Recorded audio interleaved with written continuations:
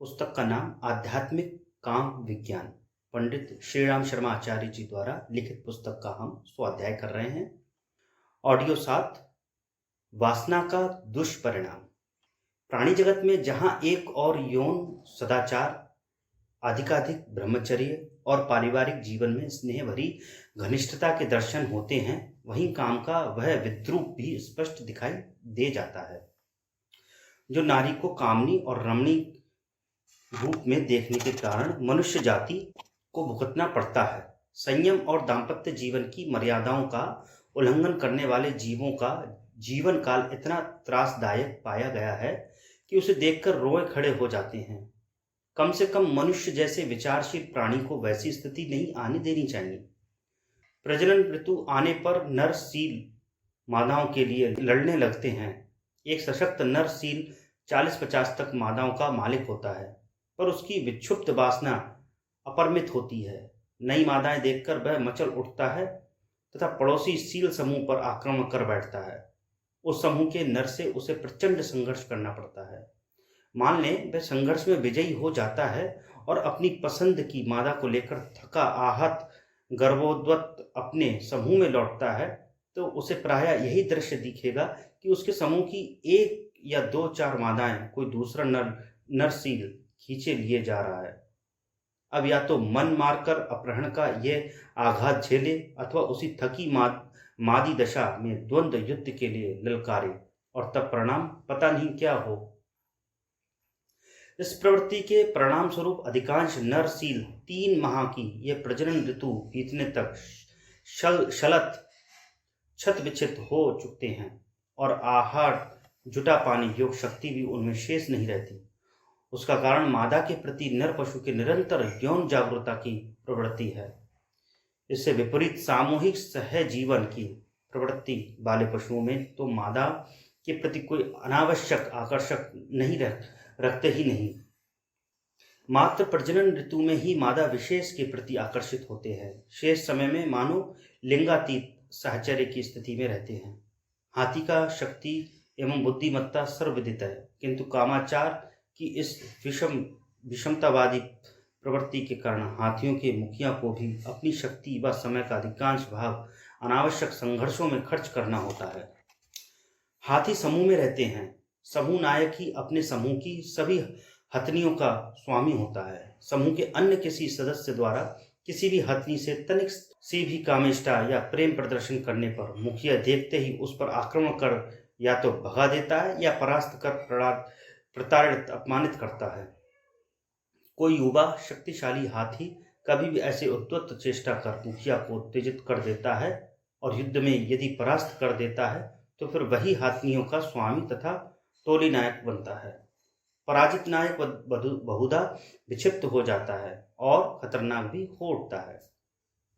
मरण बिंदु पातेन जीवन बिंदु धारणम सूत्र में कामुकता के अमर्यादित चरणों को मरण का प्रतीक माना गया है। उसमें सर्वनाशी सन्निहित है। यह विचार सर्वथा असत्य है कि अति कामुकता बरतने वालों से उनकी सहधर्मिणी प्रभावित होती हैं, वरन सच तो यह है कि वह उल्टी घृणा करने लगती है। ऐसी घृणा जहां पनपेगी वहां सद्भाव कहाँ रहेगा। जब मादा देखती है कि नर अपनी तृप्ति के लिए उसके शरीर का अनावश्यक दुरुपयोग किया जा रहा है, तो वह पति भक्ति अपनाने के स्थान पर उल्टे आक्रमण कर बैठती है। ऐसे आक्रमणों से नर की दुर्गति ही होती है और मरण बिंदु पातेन सूत्र के अनुसार द्वत काम विकार मृत्यु का दूत बनकर सामने आ खड़ा होता है। नर बिच्छू अपनी प्रेयसी के साथ साथ नृत्य करता है। घंटों कभी तेजी से दोनों आगे बढ़ते हैं, कभी पीछे हटते हैं। थक कर शिथिल होने पर दोनों साथ साथ ही विश्राम करते हैं। लेकिन मादा बिच्छू कई बार उत्तेजना में नर को खा भी जाती है। फ्रॉगफिश का यौनाचरण भी ऐसा ही प्राणांतक है। मादा फ्रॉगफिश घूमती रहती है। श्रीमान नर अधिकांश पुरुषों की ही तरह लंपट और अधीर होते हैं। मादा के पास पहुंचते ही वे उत्तेजित हो उठते हैं, जबकि मादा को ऐसा कुछ भी नहीं होता। उत्तेजित नर मादा के मादक दिख रहे शरीर मांस में तेजी से दांत गड़ाता है।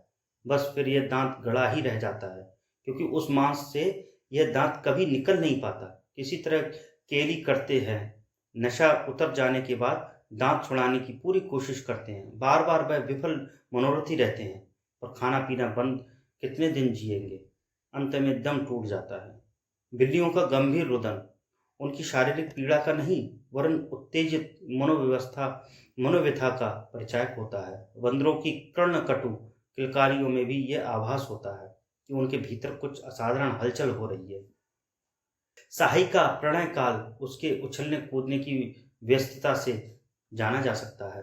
उन दिनों वह खाना पीना सोना तक भूल जाती है और बावली सी होकर लकड़ी के टुकड़ों को मुंह में लेकर उन्हें उछालती और ऐसी दौड़ती है मानो उसे फुटबॉल मैच में व्यस्त रहना पड़ रहा हो। सर्प की प्रणय केली उनकी आलिंगन आबद्धता के रूप में देखी जाती है।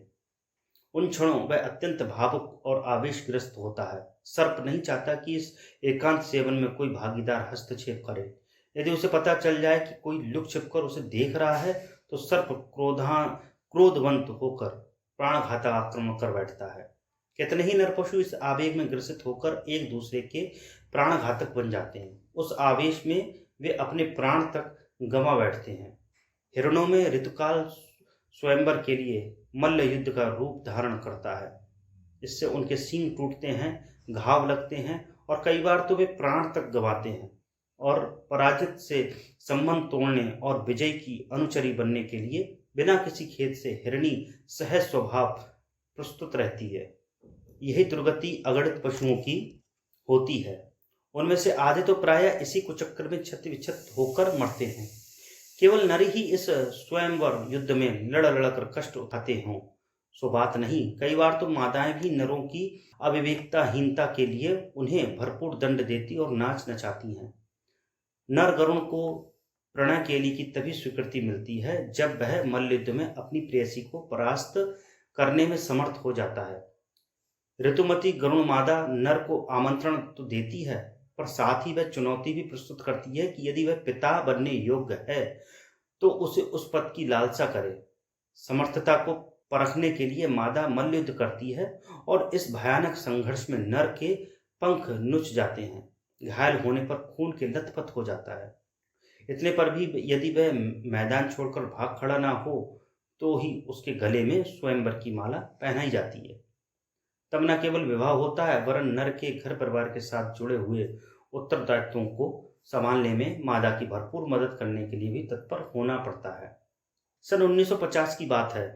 कुछ वैज्ञानिकों ने एंजेलर मछली के बारे में विस्तृत खोज प्रारंभ की। मध्य सागर में रहने वाली इस एंजेलर के बारे में अब तक लोगों को वैसे ही स्वल्प सी जानकारी थी जैसे शरीरस्थ अनेक चक्रों, ग्रंथियों, गुच्छकों एवं उत्पत्तिकाओं के संबंध में वैज्ञानिकों को थोड़ी सी जानकारी प्राप्त है। अध्ययन के लिए जितनी भी एंजेलर पकड़ी गईं, नर उनमें से एक भी ना निकला। एक दिन एक मछली विशेषज्ञ ने निश्चय किया कि एक मछली के अंग प्रत्यंगों की जानकारी प्राप्त करनी चाहिए।